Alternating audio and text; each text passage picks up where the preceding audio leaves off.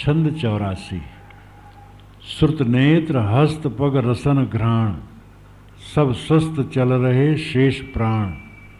मन शुद्ध मोक्ष की चाह योग, गुरु संत विवेकी का सहयोग। पारत्न समय भज निज स्वरूप, यह जीवन का अवसर अनूप। व्यवहार जगत के सभी पूर्व, होंगे न कभी मन चेत कूर। तो धूल खेल में समय रत्न, खोता नहीं करता मुक्त यत्न। पढ़ता फिर तू जगत कूप, यह जीवन का अवसर अनूप। ये नारी महल मठ धन जमीन, सुत शिष्य बड़ाई दिवस 3। इनमें फंसकर क्यों मुक्ति पंथ, तू खोता है पाकर सुपंथ। तज दृश्य लीन हो परख रूप, यह जीवन का अवसर अनूप। श्रुति कान, नेत्र आँख, हस्त हाथ, पग पैर, रसन जीव, घ्राण नाक, सब स्वस्थ चल रहे शेष प्राण। ये सब स्वस्थ हैं, अभी इनमें गड़बड़ी नहीं आई है। भले दिन दिन पुराने होते हैं लेकिन अभी सब ठीक है। और जवानों के तो भाई एकदम तरोताजे हैं। चल रहे शेष प्राण, प्राण भी अभी शेष है और वो चल रहे हैं। मन शुद्ध मोक्ष की चाह योग, मन शुद्ध है, साफ है, कोई छल कपट नहीं है। मोक्ष की चाह योग, ऐसा योग संयोग है कि मोक्ष की चाह भी मन में है। गुरु संत विवेकी का सहयोग, गुरु और संत जो विवेकी गुरु संत है उनका भी सहयोग है। योग नाम मिलना, सा नाम सहित, संयोग का सहयोग हो गया, उनका भी संयोग है।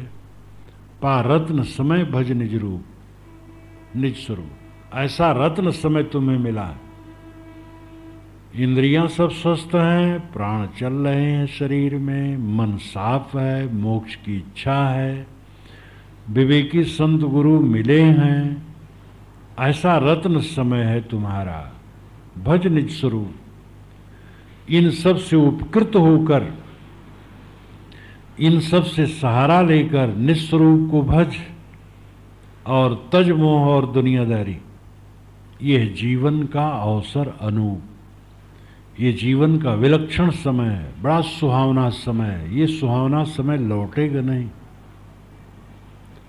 व्यवहार जगत के सभी पूर्व, होंगे न कभी मन चेत कूर। अय कूर मन, क्रूर, कूर क्रूर, मूर्ख, जड़। मन चेत, सावधान हो। संसार के व्यवहार कभी पूरे नहीं होंगे और तेरा जीवन पूरा हो जाएगा।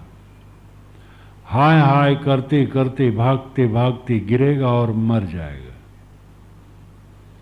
तू धूल खेल में समय रत्न, खोता नहीं करता मुक्त यत्न। तू धूल खेल में अपने समय रत्न को खोता है, व्यर्थ की बातों में अपने को उलझाता है, की बातों में अपने को उलझाता है, नहीं करता मुक्ति यत्न। मुक्ति के लिए यत्न नहीं करता, साधना नहीं करता। पढ़ता फिर तो जगत कूप, जगत के कुएं में तो बारंबार पड़ता रहता, डूबता रहता। जगत का कुआं क्या है? भ्रमजाल, मोहजाल। यह जीवन का अवसर अनूप। ये नारी महल मठ धन जमीन, सुत शिष्य बड़ाई दिवस 3।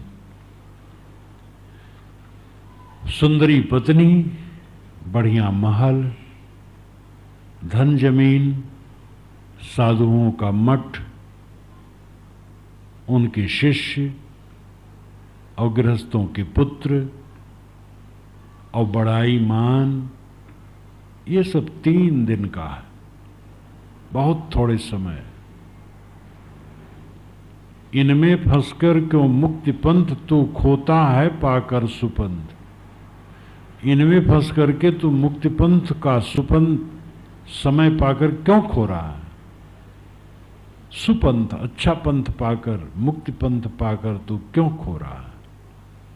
तज दृश्य लीन हो परख रूप, इसलिए दृश्य को छोड़ और परख रूप में लीन हो, पारस रूप में लीन हो।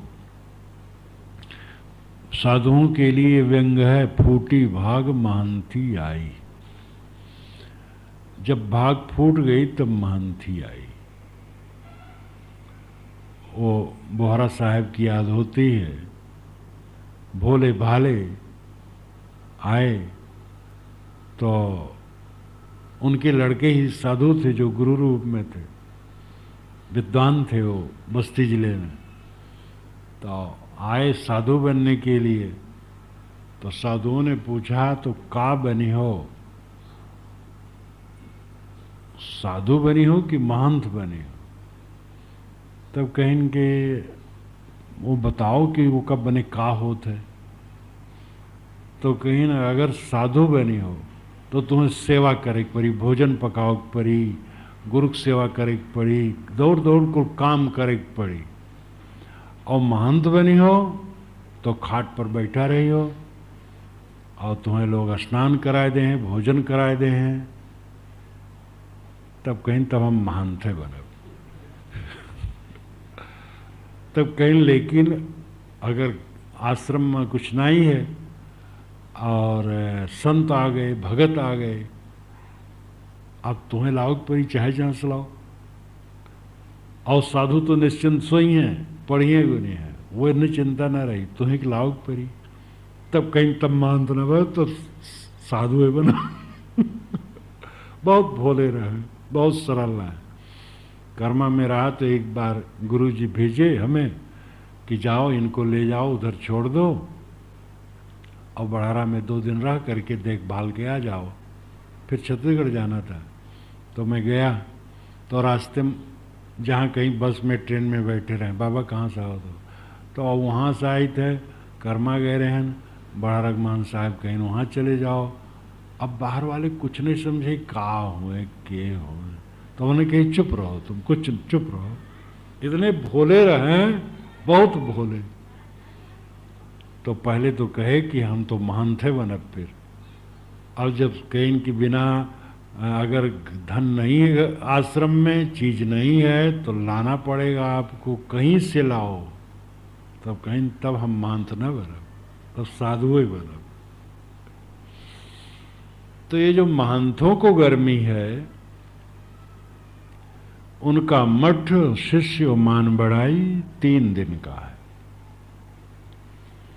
भजन ही सार है।